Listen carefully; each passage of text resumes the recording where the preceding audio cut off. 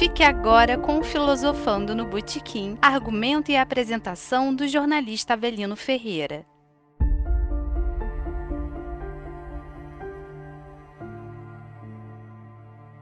Boa noite, Ferreira.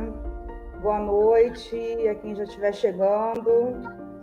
Vamos discutir sobre a filosofia de Hannah Arendt, a banalidade do mal. Você me convenceu, né? Quero fazer um trabalho, ainda vou escrever um trabalho sobre Hannah Arendt, porque Hannah Arendt ela foi uma das mais importantes pensadoras, filósofas do século XX. Sim. O Brasil, nas universidades brasileiras, eles tratam muito de Nietzsche, nos últimos 40 anos, de Nietzsche, de Heidegger, de Sartre, Foucault e alguns outros. Mas eles não tratam de Hannah Arendt, porque Hannah Arendt ela colocou em xeque, né? Ela colocou em xeque a população mundial, as pessoas comuns que eu quero dizer, assim, qualquer pessoa, seja aquele cidadão simplório, né, seja do interior, da cidade, da periferia, do centro e tal, como também tratado como comum o professor universitário, o médico, o advogado, quer dizer, ela colocou todo mundo, não é?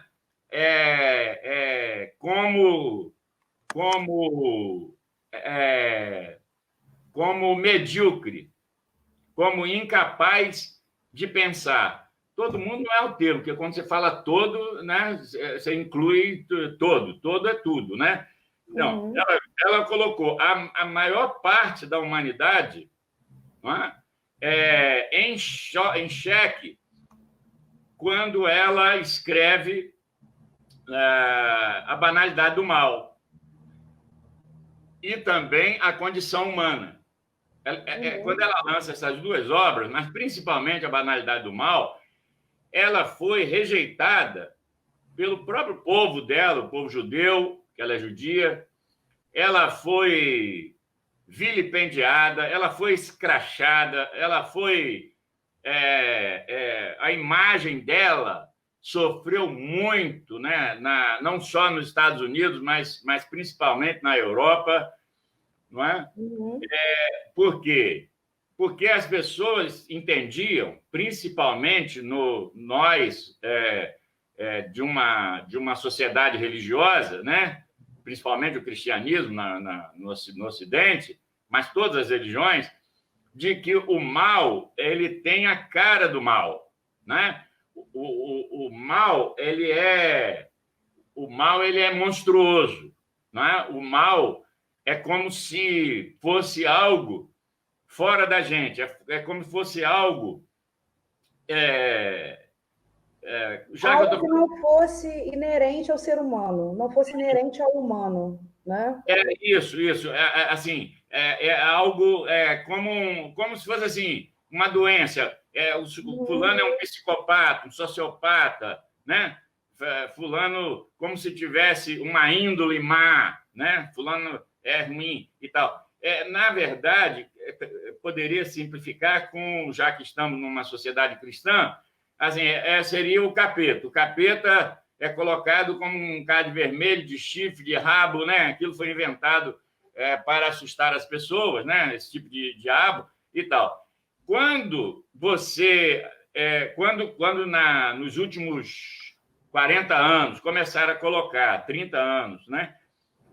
40 anos, começaram a colocar as pessoas normais como más, quer dizer, a pessoa que tortura tocando Beethoven, né? A pessoa que é um bom pai de família, etc. e tal. No início, Fernando, eles começaram a colocar essas pessoas em filmes, por exemplo, mas no fundo, na moral da história, o cara é sempre um sociopata, é um psicopata, quer dizer, mesmo sendo esse bom chefe de família, mas é um cara...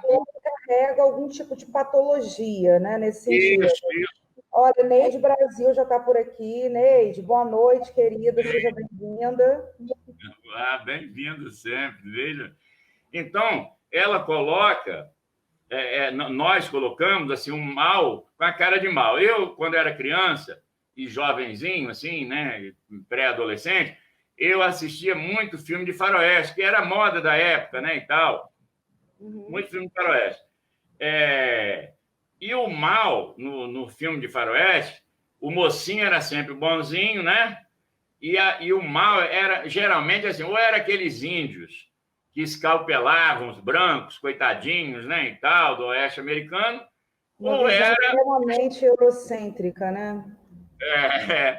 Ou era os mexicanos, né? Com a pele bem morena, suada, sujo, barbudo, os dentes estragados, né? Aquele chapelão, e matava rindo, né? Os filmes que tem mexicano, aqueles filmes antigos, você vê, eles estão batendo na pessoa, torturando e tal, rindo. Sim, sim. Tendo prazer naquilo, né? Tendo prazer, né? Isso. Então, aquilo é o mal. Quando, recentemente, né, as pessoas começam a colocar pessoas comuns, são poucos filmes que são assim, mas tem.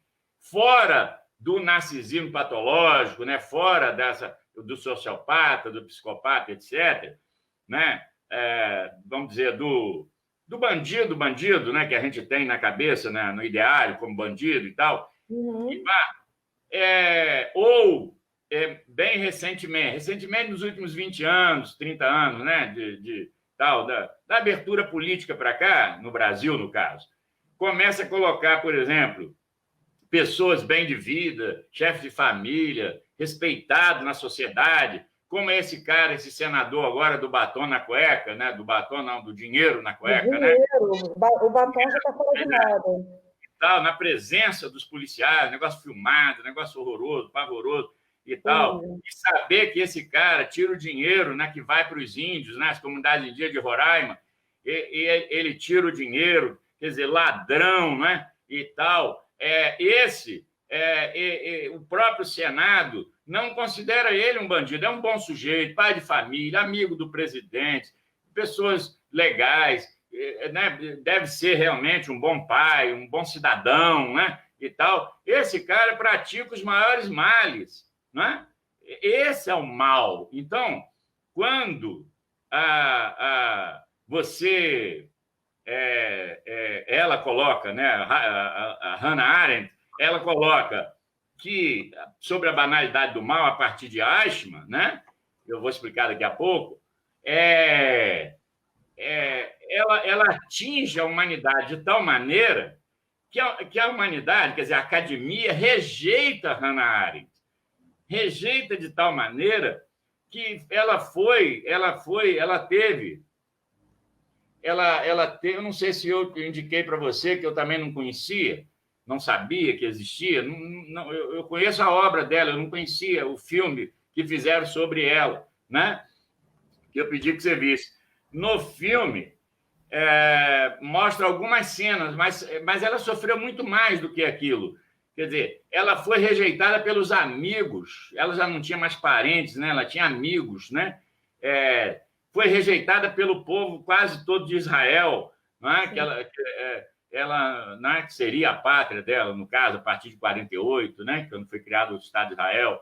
Ela foi rejeitada por todo mundo. Por quê?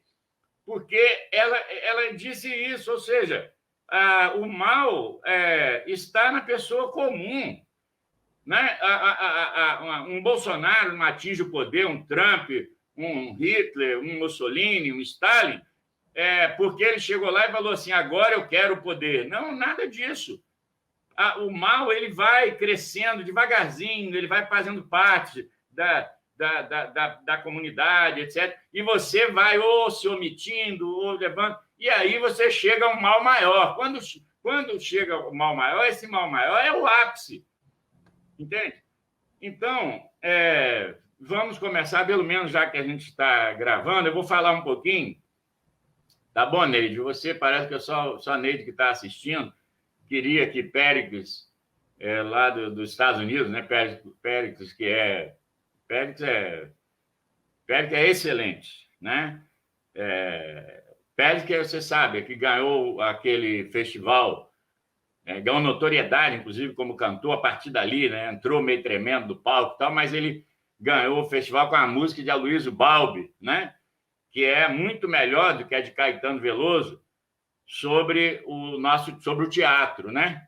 Que é cenas de teatro, né? Do Aloysio Balbi. Ele ganhou o Festival da Primavera. Você era muito novinha quando foi criado o Festival da Primavera para o Garotinho em 89, né?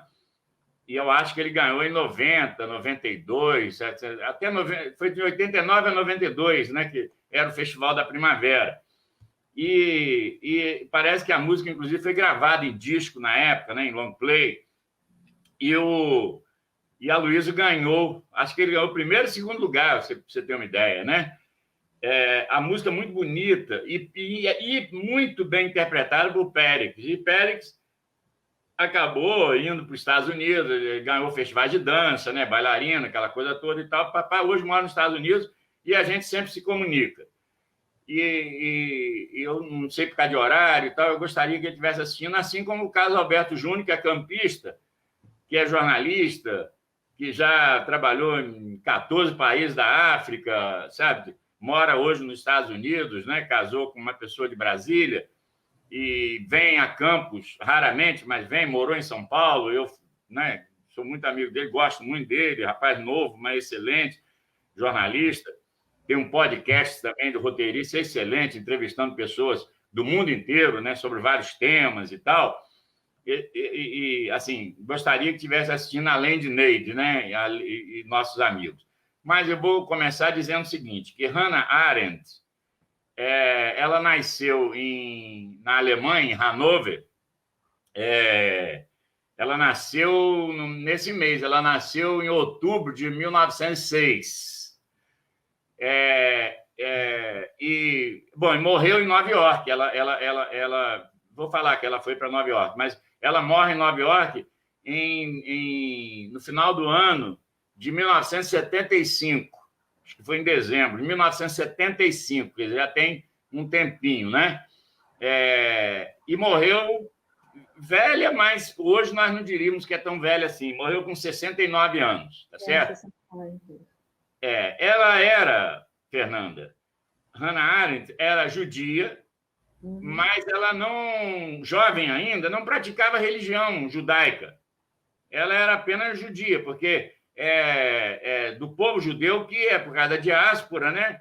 Eles não conseguiu a terra prometida. Eles nunca conseguiram a tal terra prometida, né? Bíblica lá e tal. Quem deu a terra prometida para eles, para os judeus, foi os Estados Unidos da América, né? Que venceu a Segunda Guerra, foi um dos vencedores, e chegou e escolheu um território que até hoje tem problema, porque falou assim lá na Palestina, isso aqui vai ser o Estado de Israel. Uma loucura, que está com problema até hoje, porque você chega dentro do país, né? Você pega, por exemplo, uma parte do Amazonas, ou, sei lá, do Rio Grande do Sul, não sei, do Centro-Oeste, e fala assim, isso aqui vai ser um estado qualquer, por exemplo, né? Que não existe mais. Então... Ferreira, só te interrompendo aqui, quem já chegou aqui também com a gente é o Astrogildo Batista e o Wellington Rangel. Tá? O Wellington Rangel, um abraço. Astrogildo. Boa noite. Astrogildo é jornalista, também já foi muito perseguido na época da ditadura, foi parar em Cuba. Quando eu estava sendo perseguido, ele, assim, nos encontramos aqui no Rio de Janeiro, ele me deu apoio, né? Assim, porque ele sabia do sofrimento nosso e dele também, e do nosso advogado, que era o mesmo, né? Que sofria muito também. Astrogildo é um grande parceiro, uma pessoa excelente, e um jornalista famoso na região noroeste do estado, e muito bom, assim, gosto muito dele. Então, ela não praticava a religião judaica. Era judia, mas não praticava a religião judaica. Jovem e de classe média, né? E na juventude, antes um pouquinho da faculdade, ela se aproxima dos judeus, né? De uma organização, né? Do Judia, na Alemanha, por causa da onda de antissemitismo, né, de antijudaísmo, que começou a surgir na Alemanha, quando ela era jovem, não é? Não só na Alemanha, em vários países da Europa, né, em grande parte, tanto na Europa Ocidental e na Europa Leste, contra os judeus, como se eles fossem... Porque você tem que ver o seguinte, o Oriente Médio está pertinho da Europa, certo? Né? Bem pertinho da Europa, né? Você tem o Mediterrâneo, né, e tal, você atravessou a Grécia, você está na Itália, né? Se você for para o outro lado, você tem a Polônia, você tem aqueles países próximos à Rússia, a própria Alemanha, né? Antigamente a Áustria também, e tal, o Império Austro-Húngaro. Então, eles, com a diáspora, eles do Oriente Médio, eles foram para a Europa. Alguns vieram para atravessar o Atlântico, mas em geral, aqui mesmo, né, nós tivemos, a gente chamava tudo das lutas que havia naquela região, de sírio-libanês, né? A Rosinha, o Garotinho, são filhos de sírios libaneses, né? Quer dizer, que vieram para Campos, essa região, Italva, né? Que tem aquela coisa do quibe. Então, esse pessoal do Oriente Médio veio para cá, mas muito pouco. Uma parte foi para os Estados Unidos, que era a terra da promissão, né? Aquela coisa toda, mas a maioria ficou na Europa. E a Alemanha, por ser um grande país, um país forte, potente, etc. e tal, teve uma parte, você vê que a quantidade de judeus era enorme. Quando começa a surgir problemas econômicos, de desemprego e tal, qual é a causadora, o grande causador, né, do desemprego, da falência econômica e tal? Os estrangeiros. Nós estamos fazendo isso, por exemplo, lá no norte, com a Venezuela. Quer dizer, os venezuelanos que entram, o boliviano, nós tratamos mal. A gente fala do mal, aí, né, é o que a Hannah Arendt sempre trata, é a banalidade do mal. Quer dizer, o mal é sempre do outro, não é? Mas nós tratamos mal também aqui o pessoal. Então, qual era o culpado das pessoas não terem emprego, não ganharem bem, ou a economia vai muito mal, né, etc., na Alemanha, dos anos 20 e 30? Eram os judeus, comunistas, tudo que não era ariano, ou seja, que não era da raça pura alemã. Ela, então, quando vem essa onda de antissemitismo, ela passa a fazer parte dessa onda, dessa resistência a essa onda antissemitista.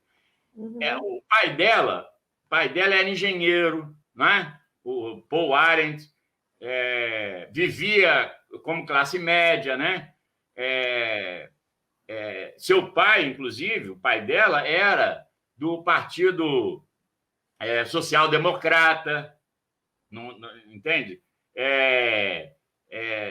Por ser de classe média, recebeu uma excelente educação, era uma pessoa, assim, foi muito bem educada, teve uma infância maravilhosa, uma juventude também maravilhosa e tal.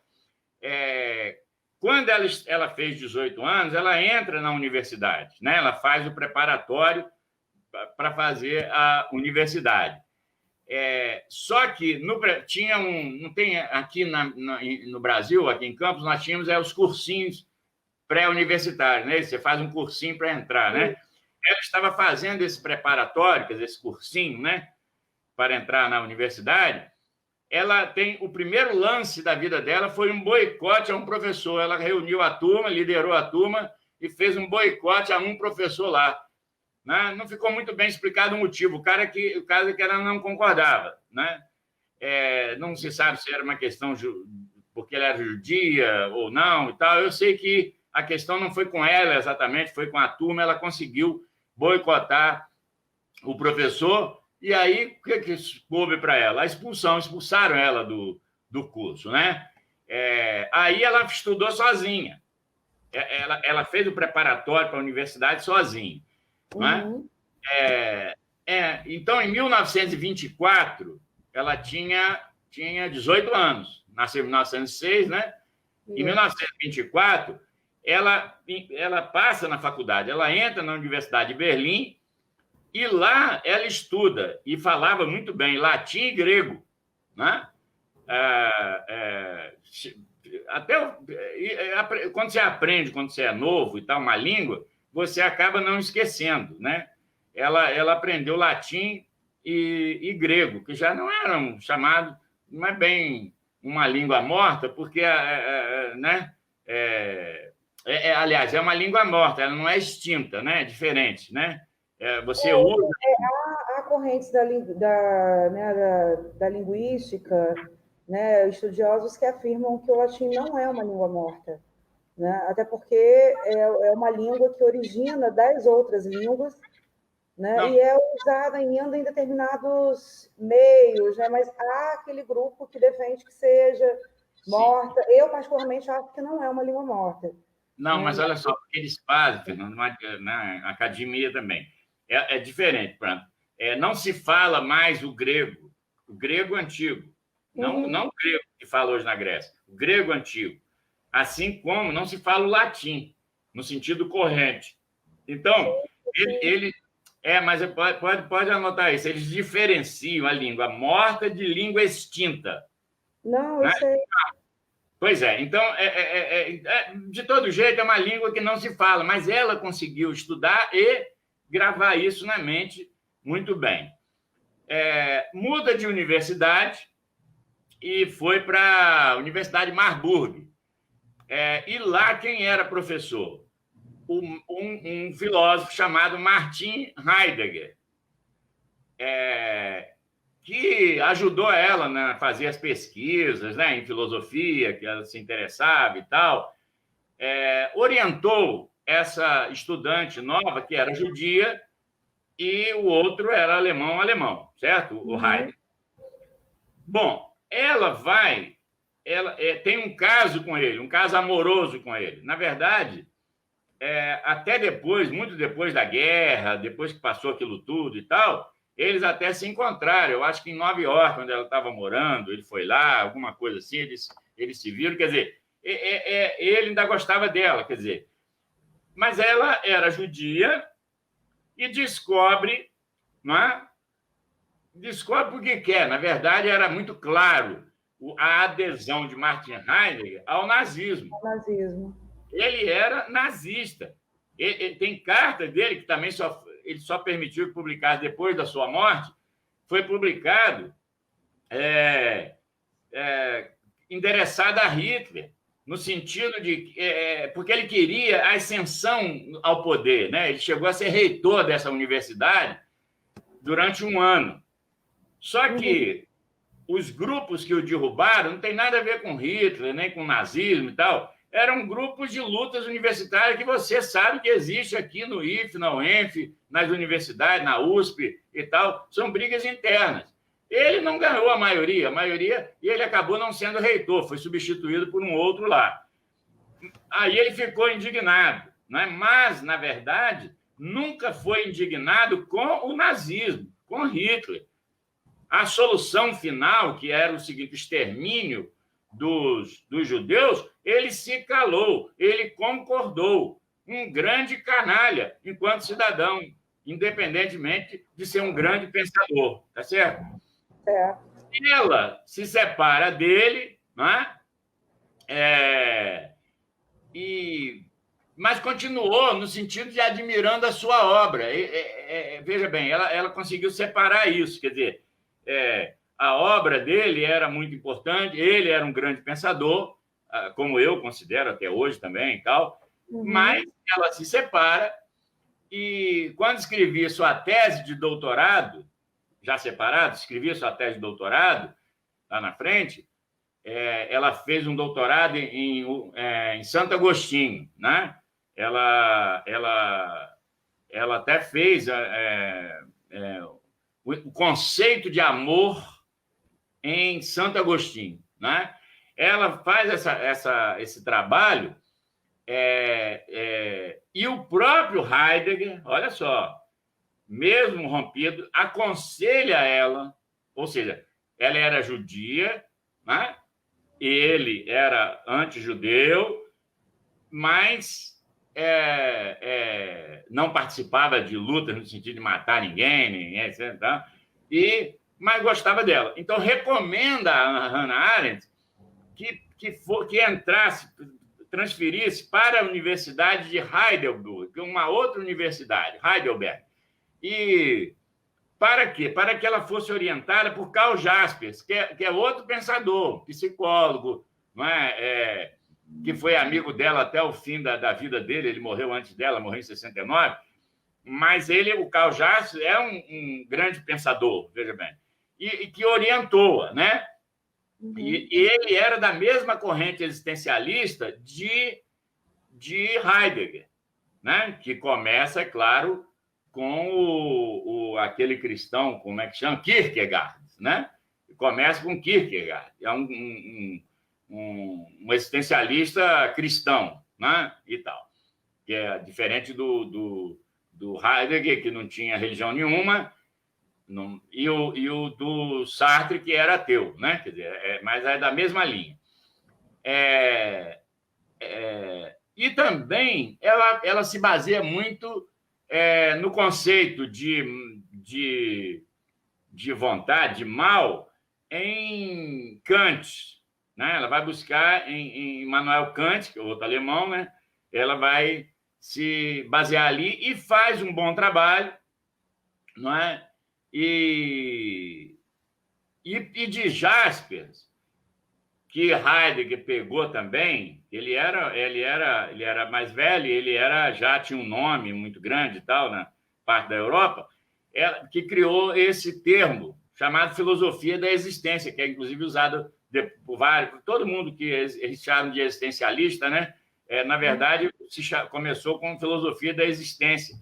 E também um termo muito usado por Heidegger, que Hannah Arendt começa adotando e vai rejeitar lá na frente, mas ela vai rejeitar erroneamente, assim, na minha opinião, veja bem, que é o Dasein, que é ser aí, ser jogado no mundo, né? Um ser aí. O que é uma coisa, qualquer coisa, inclusive nós, em princípio? É um ser jogado no mundo, é um ser aí, né? Nós passamos essa barreira, o ser humano, mas tudo é um ser aí. Esse termo foi criado por Heidegger, que era médico, né? Ele psicólogo e tal, mas era médico. Também foi perseguido pelo nazismo, né? No pós-guerra, ele leciona na Universidade da Basileia e tal.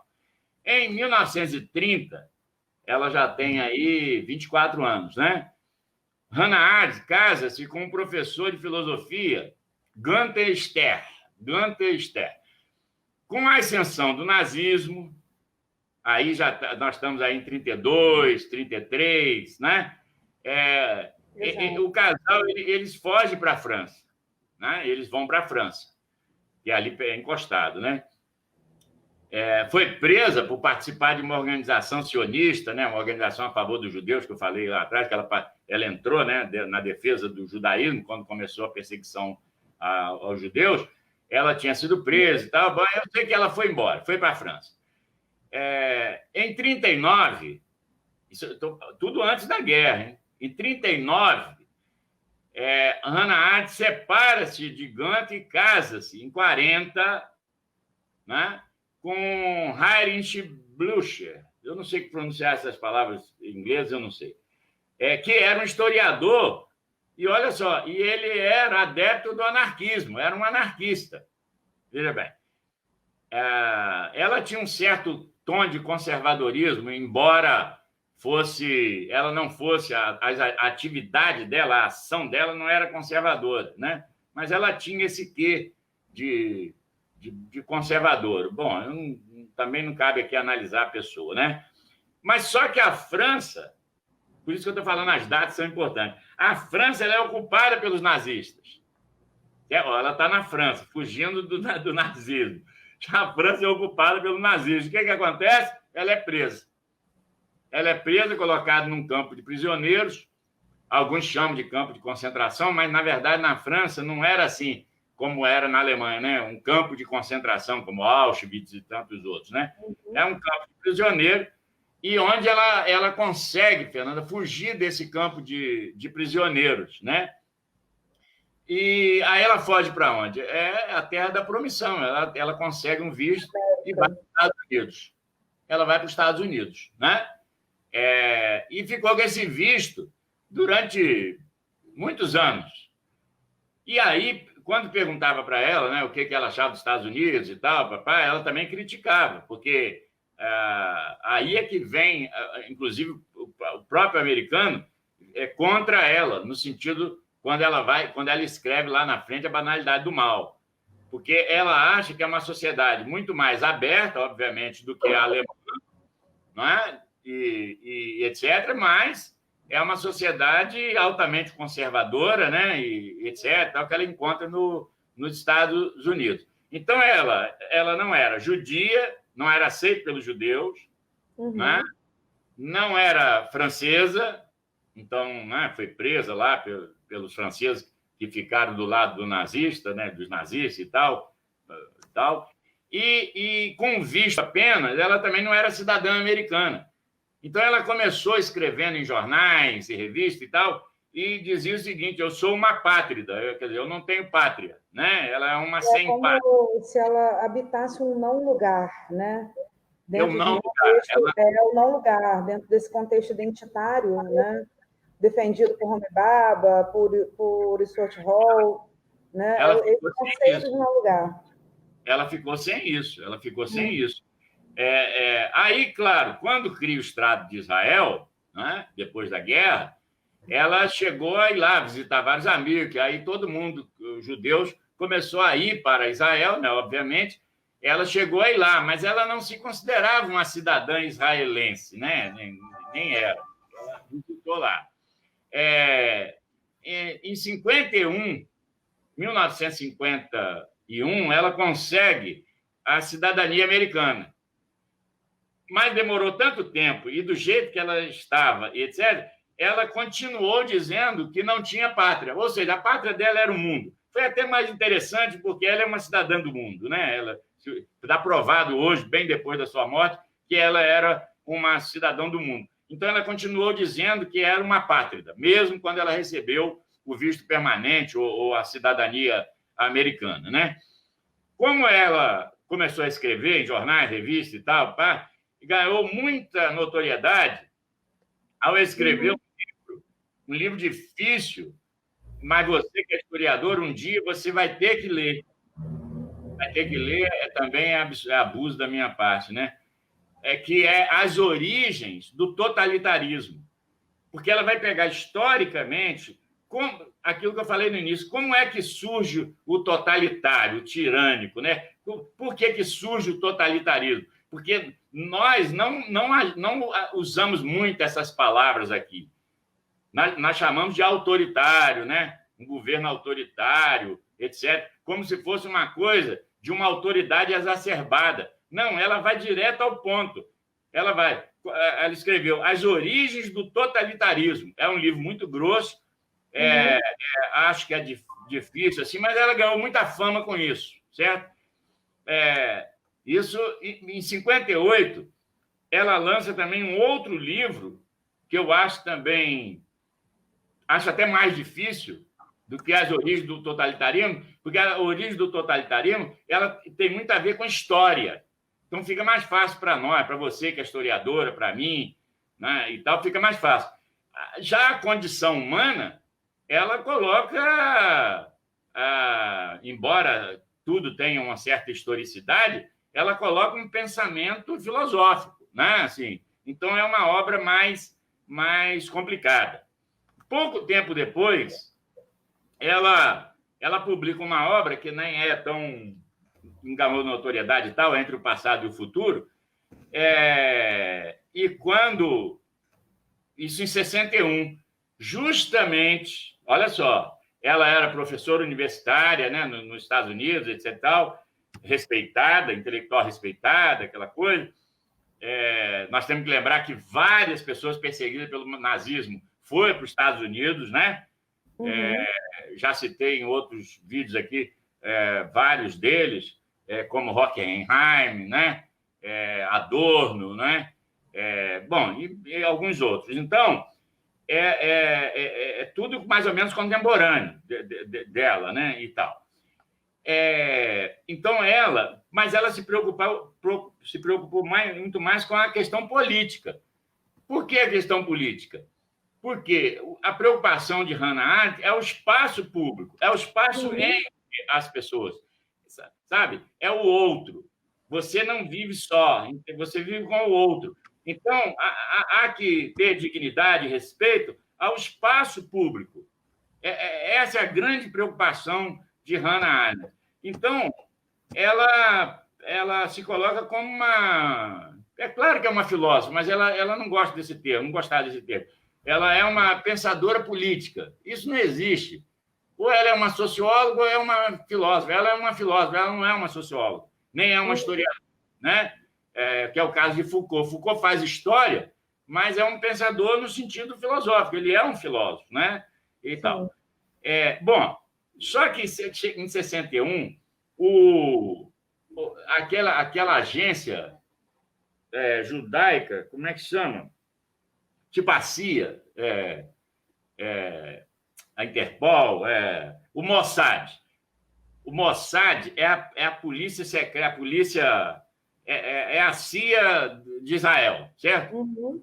Que depois de uma apuração muito grande de dados, etc., descobre que um dos nazistas que eles estavam procurando, que alguns já tinham morrido, teve aquele caso do Tribunal de Nuremberg, né, e tal, que deu uma repercussão mundial, aquela coisa, mas eles ficavam procurando mais pessoas. Teve um que morreu no Brasil e tal, né, que fugiu para a Argentina, mas morreu no Brasil. E aí eles descobrem um cara com nome falso e tal, na Argentina, que acho que é Adolf... não sei se é Adolf... Adolf Eichmann. Eichmann, né? Eichmann. Isso. Então, bom, o Mossad vai lá, descobre, e o que eles fazem? Veja bem aonde a gente vai chegar na banalidade do mal. Quer dizer, o que é o mal? Quem pratica o mal? O que é mal, né, na verdade? Eles sequestram Eichmann, certo? E leva para Israel, quer dizer, não vai para o Tribunal de Nuremberg, um tribunal internacional, certo? Para julgar. O que tece várias críticas dela, né? Ela critica esse sequestro, né? Sim, ela critica essa atitude. É legal. E aí a primeira porrada que ela toma, né? Sim. A primeira porrada que ela toma é quando ela tece uma crítica a esse sequestrar, né? A Neide está dizendo aqui o seguinte, que a Hannah Arendt, ela nos chama a atenção para a perda da capacidade de julgar e como isso, a capacidade de pensar, e com isso, a capacidade de pensar, pois a maioria das pessoas só reproduzem e não pensam, não refletem. E como a gente vive isso nos dias de hoje, né, Neide? Né? A gente continua vivendo isso o tempo todo. Neide, se eu te conhecesse há mais tempo, eu casaria com você. Neide, a cabeça de Neide. Agora, você já pensou se casar com a mente de uma pessoa? Você não casa com uma pessoa, não. Você casa com a mente de uma pessoa. Isso existe, só na minha cabeça mesmo. Porque como a gente admira, não tem aquela pessoa que a gente admira? Eu admiro Neide, ela não sabe, desde nova, assim como a irmã, né? E hoje já está velhinha também, né? Tá passando você, né? Mas eu já passei do tempo, assim, e tal. Mas eu quero dizer o seguinte, eu estou brincando com isso, Neide, mas é para dizer da minha admiração, não é a primeira vez que eu falo isso, porque uma pessoa, né, igual a nós, que comum, embora artista e tudo mais, como a gente é também, mas somos comuns, somos pessoas comuns, que chega em Campos dos Goytacazes a saber alguma coisa de Hannah Arendt ou de como já falei, ela de outros filósofos aqui, ela, né, já interagiu antes, inclusive da psicanálise e tal, mostra que é uma pessoa que está antenada com o mundo, né? Quer dizer, que tem amplitude de mundo. Isso eu admiro, assim, você não sabe, para mim é fantástico, né? Assim, então, Neide, você está de parabéns, sério mesmo. Bom, mas é isso, é a questão do pensar. Mas eu vou chegar lá, Neide, sobre a questão do pensar daqui a pouco, porque é justamente isso. O que ela sempre bateu nessa tecla a vida inteira, né? Mas principalmente depois do Eichmann. Depois do Eichmann, ela não parou de falar nisso. Qual é o grande mal da humanidade? Não pensar. Por quê? E quando eles levam o Eichmann para Jerusalém, eles armam um tribunal que, para ela, foi um circo. Foi um circo que armaram, né? Para julgar o Eichmann. E colocaram, e aí ela vai se oferece. Olha só, ela era uma pessoa, uma escritora, uma filósofa, professora universitária, tinha nome, já escrevia em revistas e jornais, e ela então se oferece, é ela que se oferece. O caso ficou tão curioso para ela que ela se ofereceu à revista New Yorker, não é o New York Times, o jornal, a revista New York, de grande importância, né, nos Estados Unidos, para cobrir jornalisticamente o acontecimento. Então, ela vai por conta da revista. Lembrando o seguinte, Hannah Arendt nunca teve dinheiro, né? Nunca foi uma pessoa de posse. Ela então, é enviada pela revista, até pelo nome que ela tinha, né? Você mandar uma pessoa dessa cobrir um evento, ainda mais que ela era judia, né? E tal, mandou. Ela vai, chega lá, o Eichmann é tratado pelos judeus do Israel, o governo de Israel, como um monstro. É o que as pessoas estavam esperando ver, né? Quer dizer, um Hitler em pessoa, né? Assim, mas um Hitler demônio, não uma pessoa, né? Que abraçava crianças, né? Que tinha lá suas coisas também. Então, ela havia um monstro. Então, o que eles fizeram? Eles colocaram o cara numa cabine isolada de vidro, para que, como, tipo assim, me lembra aqueles filmes de gorila, não tem, que vai mostrar no teatro e tal, aí tem que cercar. Como se a qualquer momento ele fosse sair dali e atacar, agredir as pessoas, matar. Isso. Era e aí aquele cara miúdo, aquele cara simplório e tal, ela ficou observando aquilo, né, durante os dias lá do julgamento. E o que ela percebe? Primeiro, como você falou, um erro crasso, um erro não, proposital não é erro, né? Foi um acerto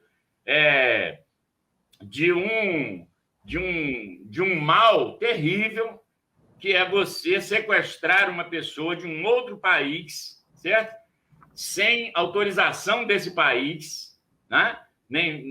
Claro, senão o país prenderia a pessoa e entregaria a pessoa para ser julgada, né? Assim, não, foi tudo fora da lei, foi ilegal, e as pessoas consideravam aquilo como correto. Então, como que você desobedece à lei internacional, inclusive, e acha que é legal?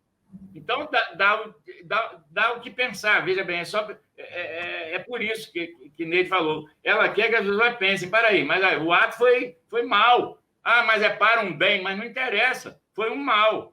Então, chega no julgamento, o que ela percebe? Outro mal. Os jurados já estavam ali, já tinha condenado o cara previamente.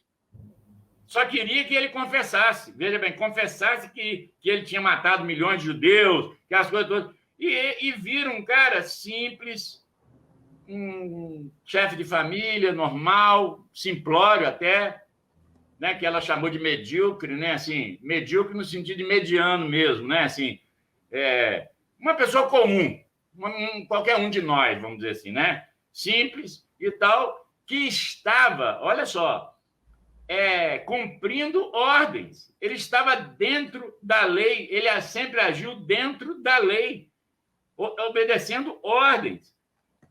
Né? Não tinha nenhum... Eu separei, assim, hoje, eu queria muito ter assistido ao filme, mas eu não pude, não tive tempo de assisti-lo todo, né, na íntegra. Então, assisti algumas partes.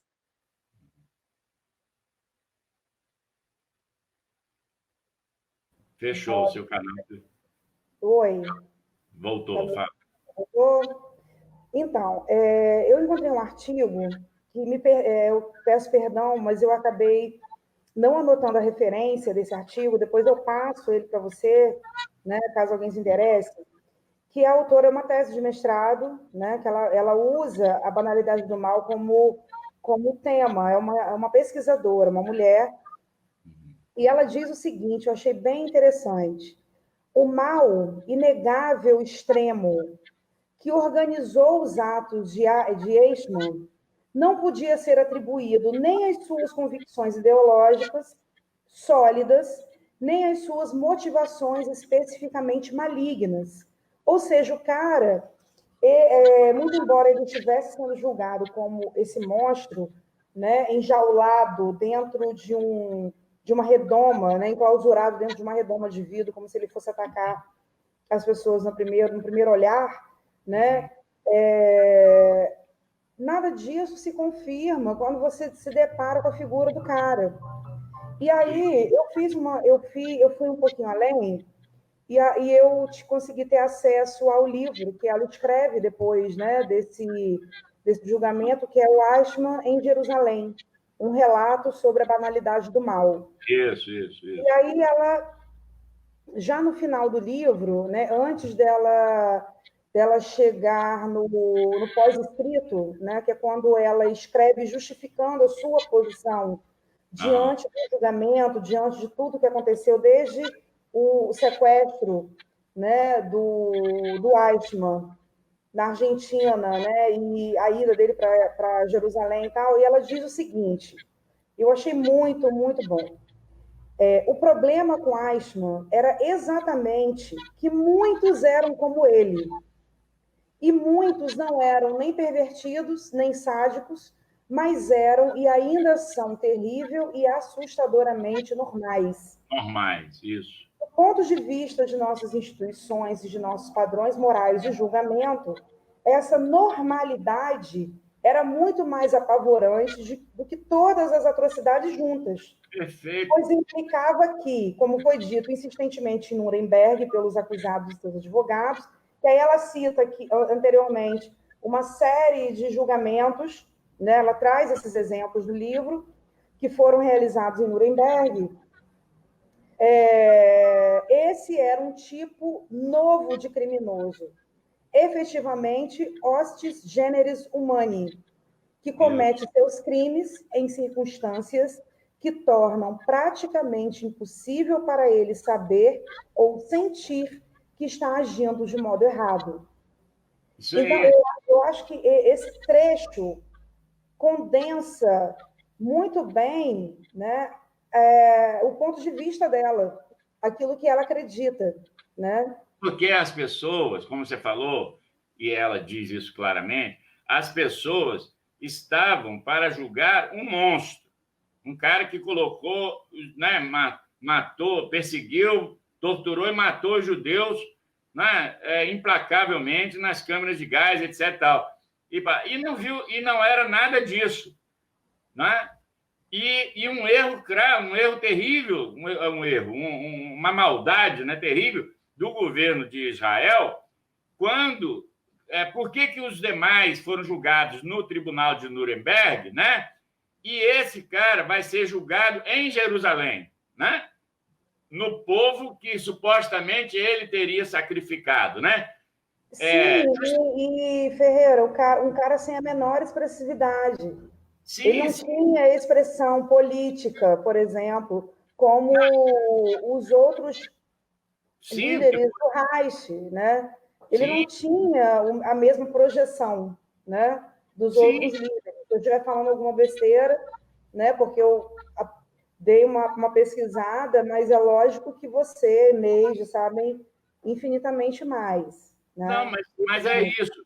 Mas veja bem, mas a questão, assim, a questão anterior até, veja bem, Fernando, é que por que os outros foram julgados internacionalmente, que é um crime contra a humanidade, e esse foi julgado em Israel? Quer dizer, é você colocar o cara que estuprou a minha filha para eu julgá-lo, entendeu?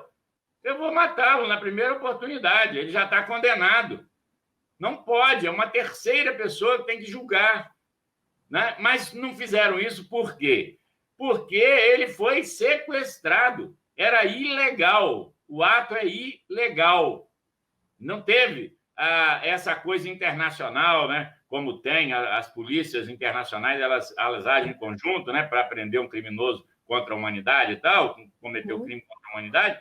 Não, esse caso foi específico. Aí colocou o cara acusado de trucidar os judeus para os próprios judeus julgarem. Ou seja, ela conclui que já estava pré-julgado. O cara já estava condenado antes mesmo de começar o processo. Então, aquilo foi um circo, na opinião dela. E aí gerou uma revolta muito grande. Mas o caso que quando a revista manda, queria logo o noticiário. E ela não escrevia. Né? Ela não escrevia. Né?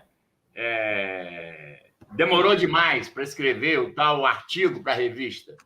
Quer dizer, um fato que tinha uma notoriedade internacional, veja bem, a revista louca para dar os fatos, ela estava lá por conta da revista para fazer o artigo, né? E ela não escrevia. Aquilo foi uma loucura. Ela chegou a quase... porque o editor considerava muito, assim, teve muita paciência com ela, na verdade, né? Porque senão seria demitida, né? Assim, ela ficou relutante em expor o próprio pensamento naquele momento, sabe? Não. Ela estava apresentando mesmo a questão para poder colocar isso de uma forma mais clara. Não foi isso, não. Primeiro que ela é assim mesmo, ela é atrasada nas coisas, veja bem. Segundo, ela, até como pensadora, não é? Como uma filósofa que era, né? Ela não queria fazer uma matéria jornalística apenas, né? Porque seria muito fácil para ela, para qualquer um de nós, chegar lá e escrever um fato, o que estava ocorrendo, o que ocorreu, o que estava ocorrendo. É fácil demais, qualquer pessoa escreveria isso, né? Ela não queria isso. Ela não queria fazer uma matéria para a revista, no fundo, né? Ela queria mostrar isso que está falando. Quer dizer, ela queria ter uma visão mais ampliada do fato e não a narrativa do fato em si. O fato em si importou pouco para ela, né? Tanto é que ela escreve, foi uma série de artigos, na verdade, você sabe, né? O livro, ele na verdade, é uma desses artigos. Uma série de artigos. A questão é, quando ela diz, né, que ela escreve, e aí ela fica sabendo, que ela entrevistou pessoas também, ela conversou com pessoas, né, e tal, ela ficou sabendo que judeus, certo? Haviam ajudado, né, colaborado, que chamava, era colaboracionista, colaborado com os nazistas. Tem até um filme premiadíssimo, né, você sabe, ganhou 11 Oscars, né, que é aquele cara que salva muitos judeus. A Lista de Schindler. A Lista de Schindler, que foi endeusado pelos judeus, etc. e tal, na opinião de Hannah Arendt, quer dizer, não tinha o filme ainda, obviamente, o filme é recente, esses colaboracionistas, com a justificativa de salvar judeus, salvar pessoas, eles se omitiram diante de todos que morreram. Assim, nós conseguimos entender hoje, mas entender intelectualmente apenas não é o que ela quer. Ela quer uma reflexão nossa, mesmo hoje. Ela morreu em 75, gente. Mesmo hoje, uma reflexão seguinte. Para aí. Então, uma porção de gente, milhões de pessoas estão morrendo e eu vou salvar aqui 100, 200, 300, sei lá, eu vou salvar quando eu puder e tal. Para eu fazer isso, eu tenho que denunciar outros, ou seja, eu tenho que colaborar. Então, você falando sobre a Lista de Schindler me trouxe à memória um outro filme que tem um livro, também assim como a Lista de Schindler também tem. Você tem o livro, tem o filme, e esse também chama O Leitor. Eu acho que um autor inglês. E a história é muito interessante, porque ela traz no seu âmago reminiscências dessa discussão sobre a banalidade do mal. E veja, a personagem, né, de O Leitor, a personagem central de O Leitor, é Hannah. E Hannah é uma alemã que trabalhou num campo de concentração na época da Segunda Guerra, né? E no momento chave lá havia uma quantidade de judeus dentro de uma igreja, não me lembro agora por que motivo, estavam trancados, escondidos, não sei, e ela recebe uma ordem de trancá-los dentro da igreja, não deixar com que eles saíssem. Essa igreja é incendiada e todo mundo morre carbonizado ali, né? Todo mundo morre. E aí, anos depois, então, ela é descoberta, presa, julgada, porque era o nome dela que estava na assinatura do papel que deu a ordem para executar, exterminar aqueles judeus. Uhum. Só que Hannah não sabia ler, nem escrever. Hannah era analfabeta. Uhum. E aí, a surpresa, e a Kate Winslet, que é aquela atriz inglesa que faz o papel da Hannah, e faz muito bem, assim, o filme é muito bom, muito legal. Deixo aqui essa dica, que é um filme interessantíssimo. A surpresa dela é assim, ela fala, eu só cumpri ordens, né? Então, quer dizer, essa coisa, né? Essa ideia de assim, eu só cumpri ordens, né? Isso. É uma ficção, mas eu me atrevo até a dizer que o autor, que eu acho que é um inglês também, provavelmente deva ter se inspirado na banalidade do mal, nessa teoria da banalidade do mal de Hannah Arendt. Eu acredito nisso. Pode ser, porque a obra é bem anterior, né? Bem anterior.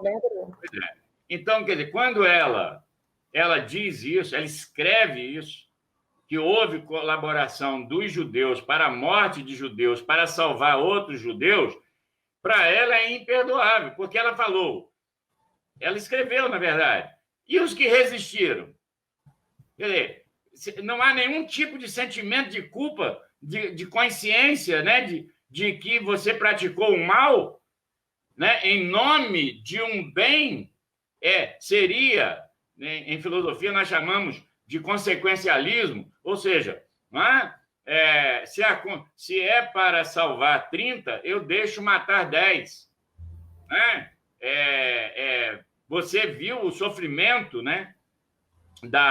daquela mãe que outro filme também sobre o nazismo, que é A Escolha de Sofia. Quer dizer, para salvar um filho, ou morria todos, morriam os dois, certo? Ou a senhora tem o direito de escolher um. Ela vai e escolhe um. O sentimento de culpa perturbou-a por toda a existência dela, por toda a vida. Na verdade, o filme é sobre o sofrimento dela, a escolha de Sofia. Não é sobre o ato dela ter, na época nazista, ter dado um filho para a morte para salvar um. A melhor das intenções, no fundo, não é a não resistência, porque aí morrem os 3, dane-se, mas tal, porque outros morreram e porque tantos estavam morrendo. Então, eu vou dedurar 10 para poder salvar 30.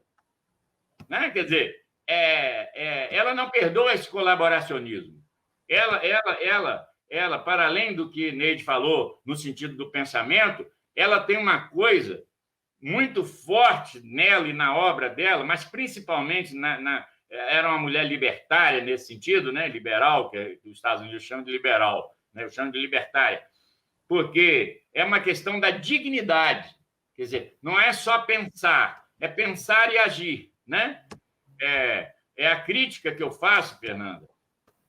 Hoje tem 20 anos, né? Virou moda se falar em filosofia, né? Então, hoje o que tem de filósofo não está no gibi. Aí você pega aqueles caras que viraram figurinhas carimbadas, são muitos, mas tem aqueles que ganharam mais notoriedade porque favorece o cara que está pagando, né? Quem paga, você não fala mal de quem paga. Isso é o óbvio, o Lulante. Então, por exemplo, quando a Auxiliadora trouxe em Campos o Cortella, né? Foi R$ 90 a entrada, todo mundo foi. Aí falaram assim, Avelino, você gosta muito do Cortella, você não vai lá? Eu falei, eu não vou por quê? Porque ele nunca vai falar contra o seu patrocinador. Isso é o óbvio ululante, né? Se fosse uma palestra pública, por exemplo, eu, como presidente da Fundação Cultural, chamei no Trianon o Cortella para falar, ele pode ficar sem jeito de falar contra a prefeitura, veja bem. Mas a prefeitura é um estatuto, né? É um organismo público, vamos dizer, de todos, vamos dizer assim. Mas ele tem uma liberdade, como todos tiveram, de falar o que ele quisesse, né? No sentido geral da filosofia, do ser humano, etc. Né? Não é atacar um governo ou outro, ou uma entidade, uma instituição ou outra, mas falar realmente o que pensa.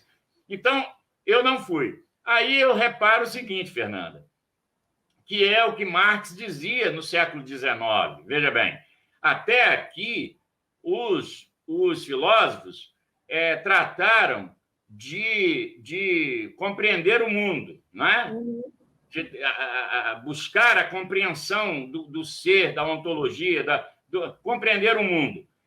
O que importa é transformá-lo.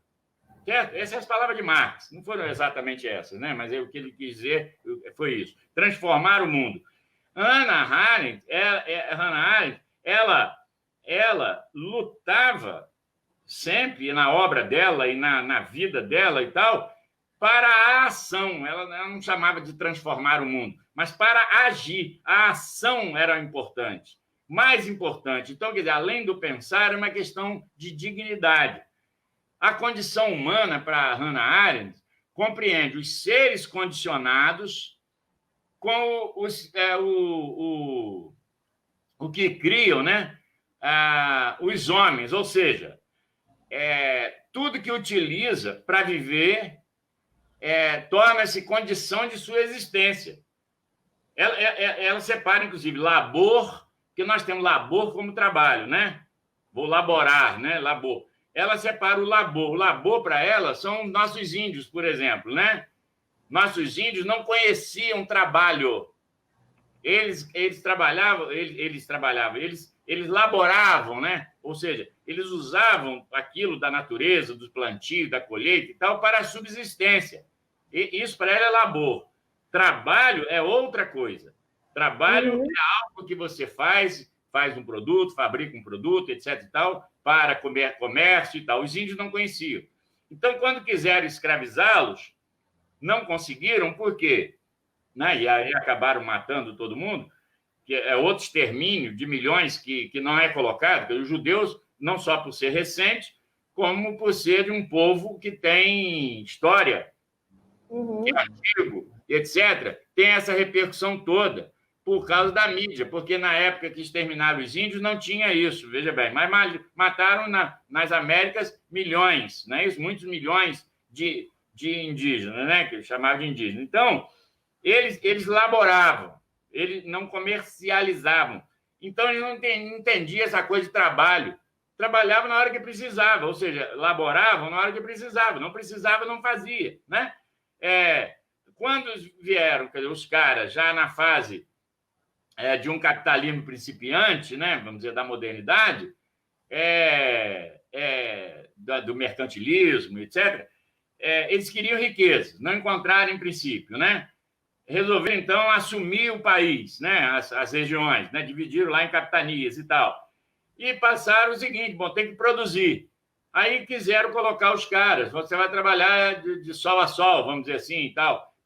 E os índios não entendiam isso. A questão não era apenas falar assim, não quero ser escravo, não quero... Tal. Não, eles não entendiam.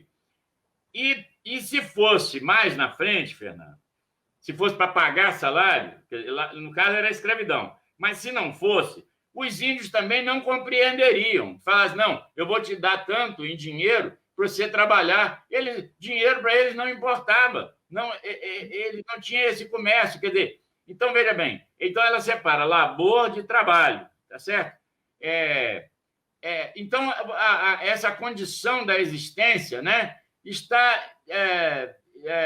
diretamente condicionado, quer dizer, o ser humano ele é condicionado por isso que você faz, você é condicionado pelo que você faz, né? Bom, para ela, então, para Hannah Arendt, a objetividade do mundo, o mundo como ele é, e não apenas o mundo idealizado, né? E a condição humana se complementam. O mundo como ele é e essa condição humana, que ela chamou de condição humana, o Sartre também tem isso, é uma complementaridade. A existência humana seria impossível sem as coisas que são frutos do trabalho, que não é apenas da natureza, certo? Essa condição humana, né, ela existe por causa dos frutos do trabalho, né, que te dá as condições de você viver no chamado mundo humano, por assim dizer, né? E essas coisas seriam nada a não ser um amontoado de produtos, por exemplo, se fosse. Vamos botar hoje, né? Nós estamos usando computador, celular, etc. Tal. Seria um nada sem sentido e sem utilidade se não fosse o humano. É fácil de entender, você não acha? Não, ó, tudo é necessário. O computador é necessário, o fone que você está usando, o óculos, etc, etc, etc, etc. Tudo é necessário. E nós colocamos como necessário e brigamos por isso e ganhamos dinheiro, vamos trabalhar, etc. Tal. Tira o humano dessas coisas, nada disso tem sentido. Nem o telégrafo, nem o telefone, nem o celular, nem o avião, nem nada, absolutamente nada. Só existe por causa do humano. Quer dizer, o humano está preso, está condicionado a do fruto do trabalho. Só existe o trabalho, o fruto do trabalho, por causa do ser humano. E o ser humano existe por causa disso. Uma coisa complementa a outra. Senão, não faz sentido. Nem faria sentido a existência humana sem o trabalho. Sem isso, né? Parece óbvio. Mas, segundo ela, nós não pensamos nisso. Essa é a questão que Neide colocou. Nós não pensamos nisso. Estamos condicionados a uma tradição. Normalizamos, que uma palavra que você citou agora há pouco. Nós normalizamos ou naturalizamos, o que é pior, né? O mundo humano, como quando sabemos não sabemos. Não sabemos porque não pensamos, mas nós dois aqui, Neide também, as pessoas que estão nos vendo e tal, sabe que de natural o mundo humano nada tem. Nós não somos natureza, não temos natureza. Quando se fala em natureza humana, eu sinto arrepios e minha vontade é falar que natureza humana? Não existe natureza humana. Se você, Fernanda, fosse criada no Japão, você seria japonesa. Você aprenderia japonês, você comeria o que eles comem, você teria o costume que eles têm. Se você pegar a Mala e Kamala, esqueci o nome agora, daquelas duas meninas que foram criadas com lobo, eles não conseguiram ser humanos. Mas, um filme que você não viu, mas tem um livro e um filme chamado Caspar House, O Enigma de Caspar House, um garoto de 15 anos, 16, que foi encontrado na Alemanha, nos porões lá jogado como se fosse numa prisão alemã e tal, né? E foi encontrado, e foi motivo, ele foi levado para um circo, porque ele era estranhíssimo, ele não era humano, ele tinha tudo da nossa espécie, veja bem, né? E tal, mas ele não era humano, ele não falava, andava de quatro, igual macaco, de vez em quando ele ficava... Há um documentário também, O Garoto Selvagem. Tem mais recente, mas o que eu quero dizer é o seguinte: o humano é uma construção, ninguém nasce humano, você nasce um bicho, você nasce um bicho. Aí a educação é que vai fazer, quer dizer, a educação começa pelos pais, né, pela família, tal. Você vai vendo também, observando, imitando, e você vai se tornando humano, você ganha uma linguagem, né, e etc. e tal. Então, não existe natural. Quando a gente naturaliza uma questão humana, é o fundo do poço para Hannah Arendt. quando você naturaliza. Porque se você naturaliza, é porque você não pensa, não questiona, não coloca nada em xeque, sequer seus pensamentos. Toda obra de Hannah Arendt é um apelo ao pensar. Aí, repetindo o que Neide falou. Na verdade, ela adota um modelo socrático de questionar sobre tudo, mas principalmente compreender que sozinhos nada somos. A antropologia socrática, na verdade, é isso. Enquanto todo mundo cuidava do sentido da natureza, ou seja, de onde nós viemos, né? Porque já que você estava abandonando os mitos, né? Você tinha que encontrar uma coisa que nos formou, que formou as coisas, os seres do mundo. Então, por isso que Tales é considerado o primeiro filósofo, que é o cara que falou em Mileto, né?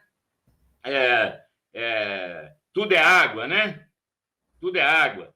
Depois, Heráclito diz que tudo é fogo. Depois, o outro diz que tudo é tal. Até que Parmênides, esqueci o nome, Anaximes. Estou ruim de cabeça. É Anaximandro, eu acho. Anaximandro. Eu acho, que diz o seguinte, tudo, assim, tudo se constitui de terra, ar, fogo e ar. Terra, ar, fogo e hélio, né? Não, fogo é o hélio, o calor, né? Os 4 elementos, como é que são os 4 elementos? Terra, ar... Fogo e água. Fogo e água, isso. Ele fecha o ciclo. Então, até hoje é provado pela ciência. São esses 4 elementos que compõem tudo que existe, certo? Sendo que, antes disso, olha só, um sujeito maluco lá, né, que não ganhou fama porque foi marginalizado por Platão e companhia, tá certo? Que a nossa filosofia, o nosso pensamento é oficial, tá certo? Que não é o que queria Sócrates. Quer dizer, surge um cara e diz, olha, tudo isso está correto, mas tudo isso é constituído de átomos. Né? E isso veio para ser provado no século XX. Né? Tudo é constituído de átomo. Os seres são formados, a própria água, né? O próprio tudo. O que constitui tudo? Os átomos, né? Foi Demócrito, né? Que colocou isso e tal. Que também é outro marginalizado. Esses caras, Fernando, foram todos marginalizados. Não é só hoje que marginalizam pensadores, etc. Não. Naquela época também. Nós ficamos com a escola oficial da academia, né? Está dentro da academia, depois o Liceu de Aristóteles, né? Bom, então, o que só existimos como humanos, para Hannah Arendt e para todos nós, você sabe, todos nós sabemos, com o outro. Você não existe sem o outro, né? Então, o que Sócrates pensava não era da onde nós viemos, o que nos constitui e tal. Como viver melhor na polis? De que maneira podemos ser felizes na polis, né? Como vamos compreender? Aí você usa a razão para compreender as coisas. Daí o embate dele com os sofistas. Os sofistas é colocado na história como pessoas horríveis, quando, na verdade, são grandes pensadores. A oratória vem deles, né? Dos sofistas, grandes professores. O problema dos sofistas aí cabe em outra esfera da filosofia, que é a ética. Né? Quer dizer, o importante para os sofistas é que você ficasse bem para argumentar e ganhar um debate. Sócrates não achava isso. Sócrates queria uma verdade. Por quê? Sócrates é uma criação de Platão como se a verdade pré-existisse a nós. Existe uma verdade em algum lugar e eu quero procurá-la, achá-la. Não existe isso. Então, Hannah Arendt compreende isso, né? Embora ela use o método socrático, ela compreende isso. Quer dizer, não existe essa verdade absoluta que existe em algum lugar e nós temos que encontrá-la, né? A verdade é uma construção humana, né? Então, ela acha que o ser político, o viver na polis, né, requer ação. Isso é óbvio também. Só que as pessoas não pensam nisso. Que requer o quê? Um diálogo permanente, não com intolerância, um diálogo permanente, porque o diálogo vai evitar a força, vai evitar a violência, né? ela jamais admitiu a intolerância, ela sofreu muita intolerância, mas ela nunca praticou, ela sempre foi libertária e ela sempre achou que essas intolerâncias do dia a dia é que levam a uma intolerância maior, que leva ao totalitarismo. A liberdade, para ela, é o bem maior e ela só pode ser exercida com o pensar, com o refletir. Todos os humanos nascem com essa condição, essa possibilidade. Só que as pessoas não usam. Eles eles não usam. Por quê? Porque abrir mão da liberdade é muito cômodo. O governo que é culpado. Numa democracia, Fernando, o governo é culpado disso, culpado daquilo, mas nós que elegemos o governo. Então, como Sim. nós não somos culpados, né? Quando você fala, né, de naturalizar uma condição, né, a gente acaba naturalizando, você acabou de dizer aí né, dessa questão, né, do governo, né? A gente tem representantes horríveis porque elegemos representantes horríveis, né? Então, de uma certa forma, esses representantes, eles são uma projeção daquilo que a própria sociedade é. Isso já vem sendo discutido há bastante tempo, né?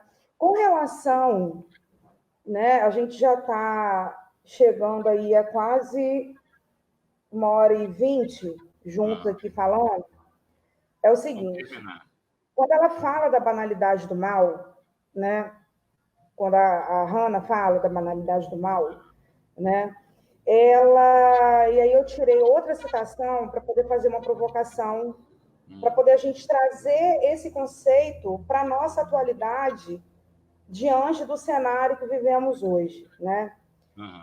Falar da banalidade do mal é falar sobre algo bastante factual, o fenômeno dos atos maus cometidos em proporções gigantescas. Atos cuja raiz não iremos encontrar em uma espécie de maldade, patologia ou convicção ideológica do agente. Quer dizer, a maldade, ela é uma condição inerente ao homem, né? E hoje em dia, né, quando a gente se depara com tantas situações avessas, né, aquilo que consideramos normal, né? Onde é que a gente pode situar, né? Onde é que a gente pode dizer hoje, né, que o mal na sociedade está sendo banalizado? Olha só, ela criou problemas e nós, se a gente tivesse, é porque não temos, nem teremos, não somos ninguém, uma grande audiência, nós causaríamos um problema enorme com esse questionamento seu, com essa colocação, né? Essa provocação. Por quê? Porque nos obriga a dizer, tanto eu quanto você, e você já sabe, que nós praticamos o mal, somos nós. Bom, deixa eu pensar sobre isso. Eu vou fazer igual a Hannah Arendt. Vou demorar para escrever o artigo, porque eu sei que vai abalar as estruturas. Então, eu vou começar dizendo o seguinte. Acho que uma frase de Hannah Arendt para que as pessoas, todos nós, nos lembremos sempre, certo? Nunca se está mais ativo do que quando nada se faz. Nunca se está mais ativo do que quando nada se faz. Né? Lembra o poema de Brecht? Mataram o meu vizinho, né? Levaram o meu vizinho, mas não era eu. Fizeram isso, que é um judeu, mas eu não sou judeu. Fizeram isso, tá. Mas quando foi levar ele está sozinho, não tem também ninguém com ele. Veja bem. Então, nunca se está mais ativo do que quando nada se faz. Ou seja, a omissão, a obediência cega a regras, sem fazer uso da liberdade, né? Um bem maior do ser humano. A liberdade é o bem maior do ser humano. Ao mesmo tempo que é angustiante essa liberdade, porque te dá a condição de escolha, E quando você não tem escolha, certo? Esses dias eu estava vendo o Karnal, quero fazer uma crítica a ele, me lembro que eu estava falando do Cortella, quero fazer uma crítica a todos eles. Quem sou eu, né? Mas vou fazer. Mas eu estava ouvindo o Karnal, num negócio que ele estava falando aí, ele falou o seguinte, que o cara vai escolher pizza, só existe 4 tipos de pizza. Aí você chega lá, tem 30 no cardápio. Aí as pessoas ficam discutindo 15 minutos, 20 minutos, para quem escolhe o quê. E no final pede 4 queijos e mussarela e tal. Quer dizer, ou seja, né? E bota uma pitadinha, não sei das quantas. Então, quando você abre o leque de escolha, você cria angústia. Quando você abre mão da liberdade e alguém vai sofrer essa angústia por você, ou seja, alguém vai escolher, você vai apenas seguir o caminho, né? A sua angústia é muito menor, seu sofrimento é menor. A liberdade, né? Embora seja o bem maior de um ser humano, ele provoca essa desgraça que é a angústia, porque você é obrigado a escolher, faço isso ou aquilo, né? Escolha qual partido, vote em qual candidato, se tem uma porção, né? E etc. Você sabe que tem um município aí que só tem um candidato a prefeito. Olha que beleza. Eu também não, eu estranhei pra caramba, mas foi notícia justamente por isso, que é inusitado. Só tem um candidato a prefeito. Bom, se só tem um candidato a prefeito, ou vota contra ou a favor, não tem, entende? Quer dizer, tá. Aí quando tem 10, eu digo assim, eu voto em quem? Não é assim que acontece? Agora você imagina escolher coisas, escolher relógio, óculos. Se você chega lá só tem um tipo de óculos, você vai escolher aquele. Agora, tem muitos. Aí quanto maior é a loja, eu tenho medo de entrar nessas lojas grandes, né? Eu fiquei com medo. Por quê? Você é tanta coisa que você fica assim, gente, qual que eu escolho, né? E aí você, quando escolhe, sempre pensa que errou, podia ter escolhido o outro, né? Essa liberdade do ser humano, ela é angustiante. E a pessoa abre mão disso. Qualquer pessoa comete o mal, de uma dona de casa simplória até um governante, de um simples burocrata, né, que era o caso do Eichmann, de um policial, alguém com o poder de decidir sobre uma pena, para um juiz, né, sobre uma pena a ser aplicada a alguém, não? Ou a uma sociedade. Olha que coisa angustiante essa liberdade, né? Mas sem ela, quem eu sou? Eu sou um gato, eu sou um cachorro, né? Eu me lembro muito dos policiais. O que é, Fernanda? O policial fala assim, eu estou recebendo ordem. Aí você vai para lá como professor e recebe porrada. Eles te dão porrada com cacetetes, e a gente vê isso a toda hora, em todo lugar do mundo. Isso não é um mal. Boa parte da sociedade acha que tem que ser assim, né? Que isso é normal. Só fazem isso por achar normal. Aí pode até chamar de natural. Bom, também o cara foi lá, o cara foi fazer greve. O quê? Provocar. Aí o que acontece com a maioria da nossa categoria, principalmente de professores, né? Eles se omitem, ficam em casa, certo? Esse é o mal que a Hannah Arendt acusa. Você se omite, fica em casa, dá uma de neutralidade quando neutralidade não existe. Quando você se omite, é uma escolha livre sua de pensar assim, se der, deu. Se der bem, eu ganho. Se der mal, comigo não acontece nada, que é o que acontece. Você reúne no Estado com 80 mil professores, você reúne no máximo 1.000 professores, nem isso está se reunindo mais para uma manifestação. Aí nós ficamos de braço cruzado e pensando, bom, o que der, deu. Né? Esse é um mal que ela diz. Você tem que agir, pensar e agir. Isso é digno do ser humano. Como Agostinho, ele sofreu muito. Ler Agostinho não é difícil, ele tem uma obra muito fácil, só que uma obra vasta, são as Confissões de Agostinho. Não é? São vários livros. Eu não li todos, eu li uma parte deles. Muito interessante. Quer dizer, eu na época não achei interessante, não sou muito ligado a essa questão religiosa, esses caras e tal. Ele se converte, ele era um cara do mundo, aquela coisa toda, né? E se converte, acabou virando santo pela igreja, né? E tal. Isso. Ele se converte abandonando a sua vida, ele abandonou tudo, Você imagina um cara que abandona tudo, tem tudo, abandonou tudo para se converter e falar, agora eu vou ser cristão, né? Como tipo São Francisco e tal. Bom, então ele adota um outro que não é ele, certo? Ele assume como se fosse um alter ego, ele assume um outro, né? Um outro eu. E aí ele perguntava, olha só, o que eu fiz a mim mesmo?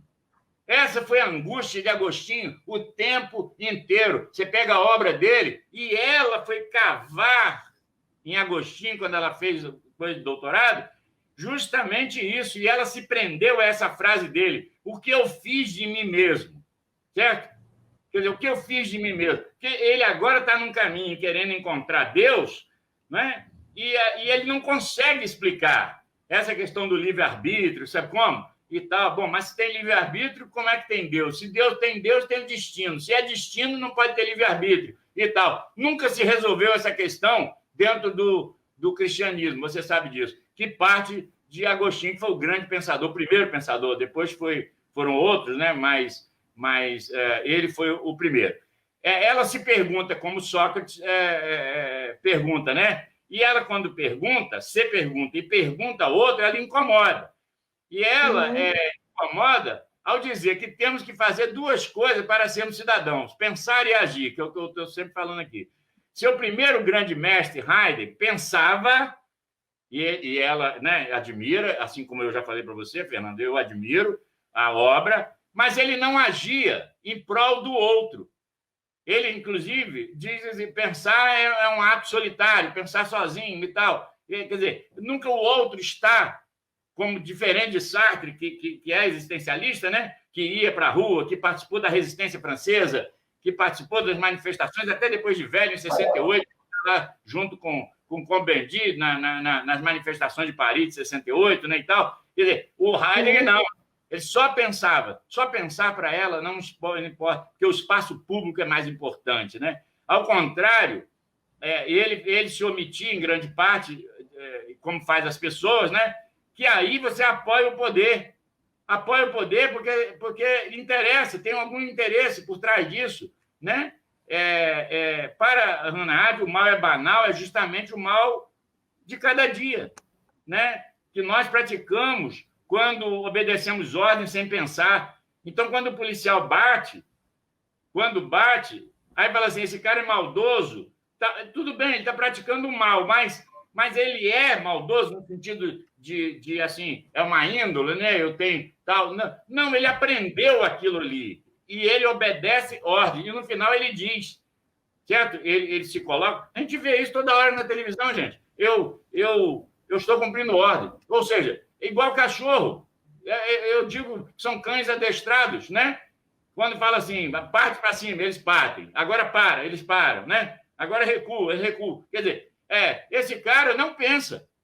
Por outro lado, o Exército e as Forças Armadas, eles partem do princípio que se o cara pensar, ele não vai decidir, vai ficar contra o chefe, vai quebrar a hierarquia. Pensar pode quebrar a hierarquia. Aí o cara tem medo de perder o empreguinho dele, o cargo, como o próprio Eichmann. Não, eu queria subir em degrau, na escala social, não é isso? Ele queria se dar bem, então ele queria agradar aos chefes, e ele obedecia, né? Quando a gente não pergunta por quê, é sinal que nós estamos concordando. Inclusive dentro de casa, na família, nós não estranhamos. Quando a gente não estranha, a gente naturaliza, né? Então, toda ação para ela é uma ação política. E eu pergunto aos meus alunos, e é o que eu faço a pergunta, que quando ela repete Agostinho, o que eu fiz de mim mesmo, eu pergunto o seguinte, eu falo para meus alunos, que eles devem pensar dessa maneira, Fernando. O que eu faço com o que fizeram de mim? Porque eu sou fruto de uma educação, né? Então, bom, eu sou isso que me fizeram. Me deram uma língua, que é a língua portuguesa, me deram isso, me deram aquilo, me deram uma forma de vestir, de pensar, uma moral. Tudo que eu sou é o que fizeram de mim. Agora, eu já sou adulto, ou seja, tenho uma certa idade, uma certa compreensão das coisas. O que eu faço com o que fizeram de mim? Eu mantenho, né? Eu conservo isso e sigo adiante, vou repetindo, ou eu questiono isso para saber, suspender os juízos, né? como dizia Descartes, vou suspender o juízo e saber o que isso tem validade para mim, o que me serve. E aí eu ficar só com o que me serve, vou limpar até minha mente, mas isso requer pensar, né? Quem que faz essa pergunta? O sujeito que elege alguém que defende o autoritarismo é autoritário. Ele não diz, não confessa, mas ele elegeu um sujeito autoritário, né? Alguém que diz que é democrata e vota em alguém que defende a tortura, como é o caso do nosso presidente hoje, ou é medíocre, ou é imbecil, não é? Ou é a favor da tortura. Exatamente. A favor da tortura. Mas elegeu um cara que foi lá e claramente diz, né? Matou pouco na época da ditadura. Então, eu estou concordando. O exemplo de Eichmann é um que todos nós, né? Um exemplo que todos nós deveríamos pensar. Desculpe o que eu estou falando, mas olha só, ele cumpria ordens. Enviar milhões para a morte era legal. É isso que um soldadinho, sabe, deveria pensar. Olha só, pega o exemplo de Eichmann, né? Porque ele está igual a você. Era lei.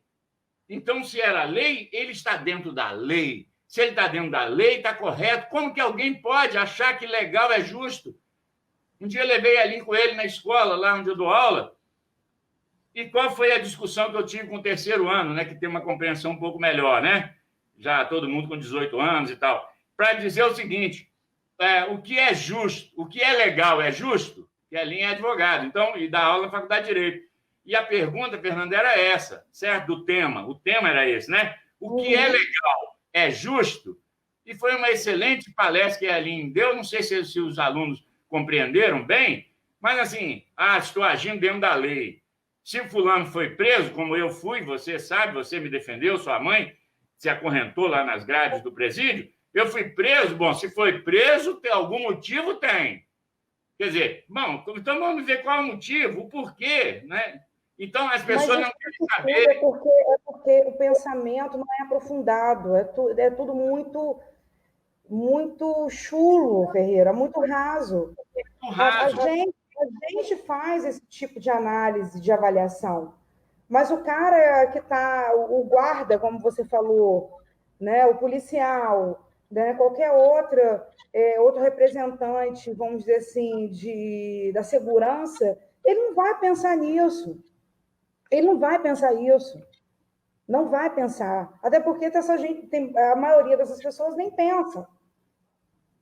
Pois é, mas olha só, não pensa. É isso, o apelo de Hannah Arendt. O apelo de Hannah Arendt é que as pessoas pensem, mas é uma coisa simples, não precisa ser intelectual, não, mas fulano sabe muito, por isso que ele pensa. Não, ele pode ser analfabeto. Isso que eu estou fazendo, ou que eu estou permitindo fazer, gostaria que acontecesse comigo? Gostaria que acontecesse com meu filho?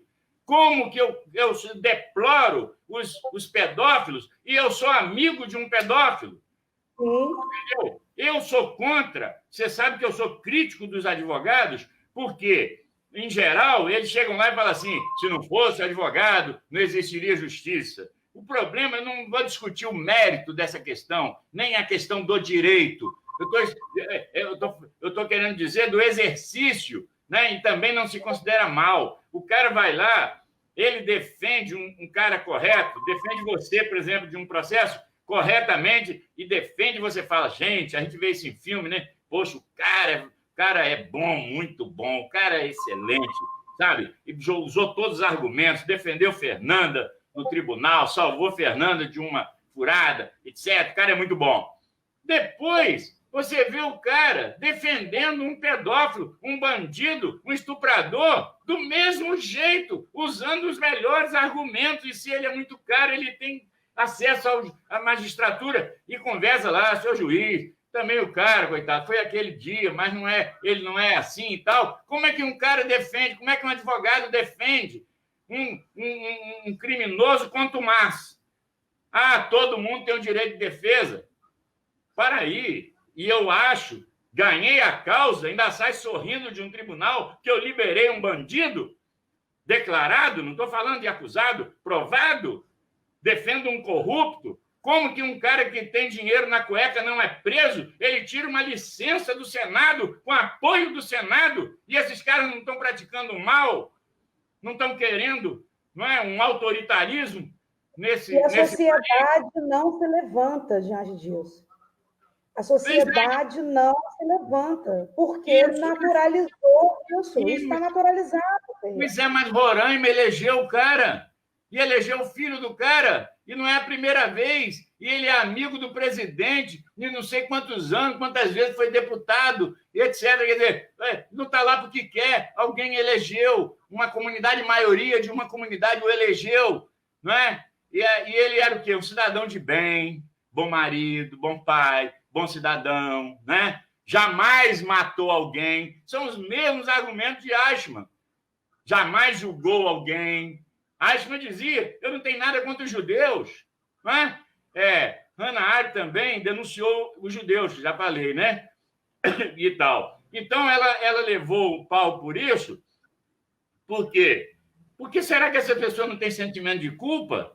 Será que os eleitores não têm sentimento de culpa? Ainda defendem, continuam defendendo? Aí fala assim, mas você está defendendo torturador. Não, mas o cara que foi torturado mereceu. Como que alguém merece ser torturado? Isso não existe. Eu já ouvi isso e ouvi isso de pessoas que eu não imaginei na minha vida ouvir.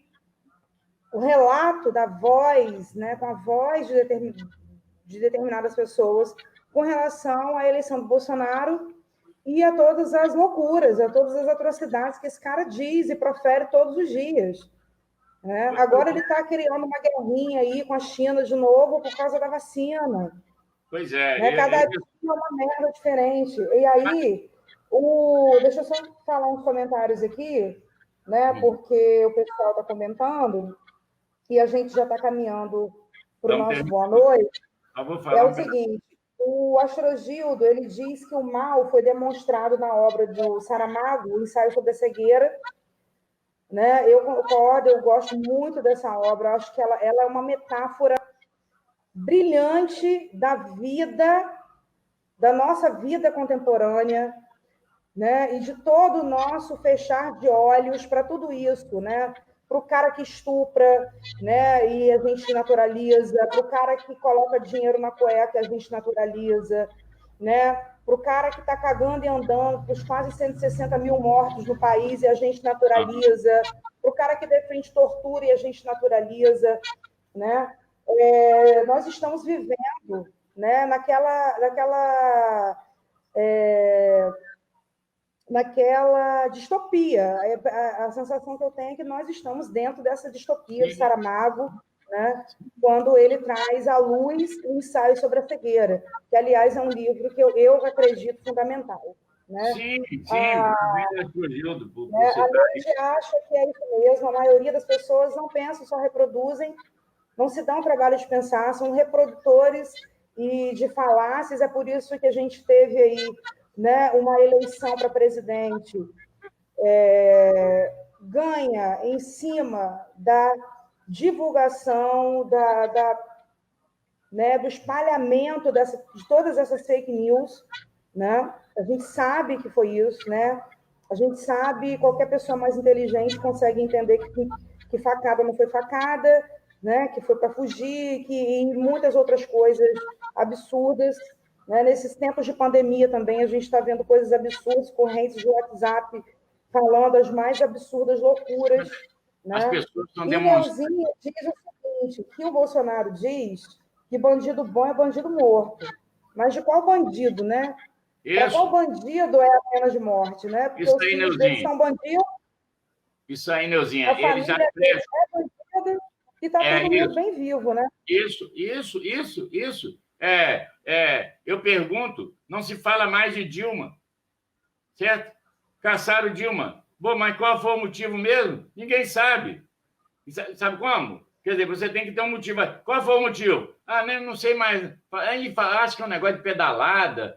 Não, sabe como? E tal. Aí, e a Aécio Neves? Bom, aquele avião com cocaína lá? Não. Mas aquilo já passou, já foi. De cocaína pura. Pois é. Então... O cara está lá no Senado até hoje. E etc. Então, Neuzinho, é isso aí, eu tenho falado isso. Agora, quem somos nós, Neuzinho? Nós somos, o próprio Astrogildo, que é jornalista, já sofreu muito também, né? E tal, nós somos, olha só, e nós somos aquilo que eles não dão a mínima. A maioria de nós aqui, nós somos artista. Artista é aquele cara, certo? Que merece o aplauso como se fosse algo distanciado, como acontecia nos Estados Unidos até a década de 70, né? Principalmente na década de 60 para trás, que as pessoas aplaudiam os brancos, né? Aplaudiam os grandes cantores negros, né? Que eram maravilhosos, voz maravilhosa, eles adoravam, etc. e tal. Mas os caras, para cantar, não podiam entrar no salão pela porta da frente, tinha que entrar pela porta dos fundos, sair pela porta dos fundos. Né? O banheiro, Fernanda, teve alguns momentos em que o cara saía do palco, tinha que ir no banheiro lá dos fundos, porque podia usar o mesmo banheiro que os brancos usavam, entendeu? E esse mesmo cara era aplaudido, entendeu? Quer dizer, então, o que eles pensam da gente? Você está vendo aí, não só por causa da pandemia, mas você está vendo, né? Colocam figuras para dirigir a nossa cultura a nível nacional, assim como colocam para dirigir as coisas que cuida dos índios, né? Então, esse mal maior que a gente critica, tudo começa com pequenos apoios, com apoio dos comuns, se torna terrível devido a esse apoio dos comuns, da maioria dos comuns, né? O resto é o seguinte, olha, não é comigo, eu não voto em ninguém, não votei em ninguém, não quero saber. Também está colaborando com o mal, que é a omissão, que é a base das atrocidades. Né? Ela principia pela omissão, olha, não é comigo, não tenho nada com isso. Né? E para finalizar, para Hannah Arendt, a liberdade ela é fundamental. Ela é angustiante, mas ela é fundamental. Ela sofreu essa angústia, mas ela nunca abriu mão de dizer o que pensa. Não quer dizer desrespeitar as pessoas, não quer dizer usar um palavreado de baixo calão, como aconteceu naquela reunião ministerial do dia 22, né, vergonhosa. Aquilo ali já devia dar uma revolta no povo inteiro, né, na população. Não, tem gente que apoia aquilo ainda. Aqui em Campos tem uma porção de placas que eu vi logo depois apoiando, né, o nosso presidente, etc. e tal, né? A banalidade do mal na sua forma contemporânea, né? Então, pois é, isso. Então, tão próxima da gente, né? Para lembrar, só para terminar, Fernanda, vamos terminar, porque senão não querer agir, dar uma de neutro, tá certo? É ser favorável a isso que está aí, a qualquer sistema, na verdade, né? Seja um sistema familiar, né, na nossa casa, seja um sistema na fratria, da nossa comunidade, né, seja no país, né, como a gente está vendo, seja no mundo. Né? Se você eu sou neutro, então você é favorável ao que está ocorrendo. Eu não quero saber dos sírios, eu não quero saber da Venezuela, que se dane, eu não quero saber disso e tal. Aí me dizem lá, né? Você deve assistir um filme, aconselho que as pessoas assistam, que foi um fato que eu acompanhei, o Astrogildo também, nós acompanhamos pela mídia e com muito interesse, porque foi terrível, e a CIA, o filme, inclusive, é muito bom, com grandes atores, né? Mas com aquele Moura brasileiro, Wagner Moura. Hein? Wagner Moura? Wagner Moura, Penélope Cruz, aquele Gael Garcia, não tem? Gael Garcia e tal, e tem um Gael outro... Garcia Bernal. Então, é um grande elenco, né? Mas tem um grande elenco que faz um filme que em português é O Jogo de Espiões, que fala sobre um episódio real, até pouco. Ali não mostra que a CIA estava por trás, mas o diretor-geral da CIA, Felipe Agui, escreveu um livro das mais de 300 vezes que a CIA tentou matar Fidel e não conseguiu, Fidel Castro. Então, E quando termina a União Soviética, né, o Muro de Berlim cai em 89 para 90, eles pensaram assim, os cubanos de Miami e tal, com apoio americano, tipo assim, agora Fidel está destruído, porque acabou o apoio da União Soviética. A União Soviética comprava açúcar de Cuba, tá certo? Então, tinha uma produção, vamos dizer, comprava 80%, vamos dizer assim, passou a comprar 30%. Porque houve outros mercados, né? Eles adotaram o liberalismo econômico, né? na Rússia, etc. e tal. E então Cuba se prendeu ao turismo. Aí o que faziam os caras? Pagavam pessoas de Costa Rica, de outros lugares e tal. Isso eu estou falando que são fatos. Veja bem, o filme mostra isso, mostra um pouquinho, na verdade, para praticar atos terroristas nos lugares turísticos de Cuba, para assustar os turistas, para que a economia cubana, que já estava ruim, fosse ao fundo do poço e Fidel cairia, certo? E aí você tem declarações de Bill Clinton, você tem declarações do próprio Fidel, ainda estava no poder, que foi nos anos 90, e ele faz um jogo, então, de contra-espionagem. Então, é um jogo de espiões. Excelente filme que deve assistir. Mas aí você vê o seguinte, o noticiário que nós recebemos é sempre dos Estados Unidos para nós, né? que domina a América do Sul. E nós não queremos saber. Nós prezamos, nós não queremos saber da África. Nós queremos saber da Europa. Tudo que é europeu, alemão, a gente tem até orgulho, né? Meus parentes são italianos, né? Meus antepassados, né? São alemães. No Sul, então, que querem a separação do Brasil e tal. E isso é o mal, esse mal que banaliza. Certo? Por quê? Porque, inclusive no Sul nosso, vieram para aqui sem pai nem mãe, fugido de perseguições na Europa, assumiram terras dadas pelo governo, com apoio do governo. Depois de 4, 5 gerações, eles já querem ser a separação do Brasil. Eles querem que o Sul seja separado, porque o Sul é branco, porque o Sul é alemão, e as pessoas ainda se orgulham. Lá é muito mais limpo, lá não tem isso, não tem aquilo de ruim que tem na Bahia, que tem no Nordeste, de cana-de-açúcar, que tem em Campo, que tem no Rio de Janeiro, que era a capital, né? Periferia de São Paulo, que os nordestinos foram para lá e tal. No Sul tem menos. Então, eles querem separar o Sul, que é mais mal do que isso. As pessoas são más e acham que não. Por quê? Principalmente quem acha que obedece às leis. Eu, sinceramente, a banalidade do mal, acho que todo mundo deveria ler, até porque é uma obra pequena, são vários artigos, né, que ela escreve e aí se compõe um livro. Mesmo que não leia a obra filosófica, né, que é complicada, de Hannah Arendt, ela não é fácil, parece fácil, mas não é. Mas Eichmann e a banalidade do mal, para que todos nós comecemos a pensar e até falar nisso, para quem é professor, e tal, botar isso na cabeça, sempre, permanentemente ter o que Neide falou lá no início, e eu repito aqui, você falou, todos nós, na verdade, o próprio Astrogildo e tal, é o seguinte, vamos pensar antes de agir. É só isso.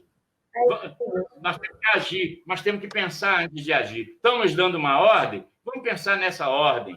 É o momento, claro, eu vou então chegar, eu mandei meus patrões tudo a merda, eu sempre mandei a merda, sempre me ferrei por isso, mas eu não quero que as pessoas façam isso, porque elas vão perder os empregos, elas vão se ferrar e tal. Agora, no primeiro momento, naquele momento em que você tiver a oportunidade, por favor, arranja outro caminho, não é verdade? Um caminho mais digno, um caminho ético. Essa é a luta de Hannah Arendt, que nunca abriu mão disso. Morreu pobre? Sim, famosa e pobre. Mas Grande Otelo também morreu famoso e pobre. Ruth de Souza, todo mundo. Esse pessoal, então qual é o problema? Sabe? Eu acho o seguinte, a minha liberdade não tem preço. E eu já sofri muito, muito, muito. Então, eu posso dizer isso, né? Não abro mão da minha liberdade, eu prefiro ter a minha angústia do que dizer amém àquilo que eu acho errado dentro de argumentos válidos, dentro da razão. Tá certo? Então, eu acho que nós encerramos aqui, Fernanda, agradecendo a todos os poucos, né, que nos acompanharam, os amigos. Isso vai ficar no Facebook, quem quiser ver depois. E espero que você esteja comigo na próxima sexta-feira, porque Nana falou que não vai participar por enquanto, ela quer ficar no bastidor, né? Não quer participar. Apareceu, não sei o que aconteceu com ela. Pois é, deve estar em outro. Mas tudo bem, nesse momento também está todo mundo usando as redes sociais, então até para aliviar tensões. Eu não estou fazendo para aliviar a tensão, eu estou fazendo porque minha filha insistiu muito, falou, pai, você é um bom professor de filosofia. Você não vai chamar a Maria um dia para fazer com você? A Maria não vai querer. Maria não vai querer. Ela é considerada uma boa professora. Exato. Eu adoraria ouvi-la falando. Aquele dia, inclusive, aí que eu estive na sua casa, eu falei isso com ela. Bom, mas aí a gente deixa para uma próxima. Olha só, muito obrigado, Fernanda. De verdade, obrigado a todos que nos assistiram. Um abraço mesmo. Fico muito agradecido, porque nós não somos ninguém, eu não sou ninguém, e ter pessoas assistindo a gente durante 1h e tanto de transmissão. Chegou 1h50. Então está na hora. Olha só. Um abraço, Fernanda. Felicidade. Tchau, gente. Boa noite. Boa noite. Filosofando no Botequim, argumento e apresentação do jornalista Avelino Ferreira.